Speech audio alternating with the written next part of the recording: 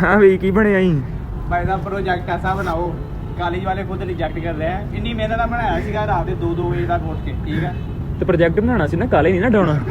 और आज ना कॉलेज पढ़ा दे सर कहते नहीं बेटा ये अलाउ नहीं है, ये डेंजर है रिजेक्ट। भाई साहब प्रोजेक्ट ऐसा बनाओ कि कॉलेज वाले खुद ही रिजेक्ट कर दे। सुबह मैं कॉलेज ले गया, हर बंदा मोड़ मोड़ के देख रहा था, भाई ये क्या बना दिया है, चला के दिखाओ चला के दिखाओ। हर बंदा मोड़ मोड़ के देख रहा था। तो फिलहाल हमारे प्रोजेक्ट को लगी है जी नज़र, तो हमारा प्रोजेक्ट भी जो है वो रिजेक्ट हो चुका है। कहते डेंजर है, हम छोटे मोटे बर्गरों वाले काम नहीं ना करते, हम फिर हमारे बड़े काम हैं, रिजेक्ट तो फिर होना ही है। CP75 वालों का फिर अपना ही लेवल है, ठीक है। वो छोटे मोटे बर्गरों वाले काम नहीं ना करते, फिर बड़े बड़े करते हैं। फिर वो कॉलेज वाले जो है वो रिजेक्ट कर देते हैं। चलो कोई नहीं, होता रहता है। अगले साल इंशाल्लाह इस तो बड़ा प्रोजेक्ट बनावांगे। कॉलेज ही उड़ा छड़ा CP75 वाले ने, सही है।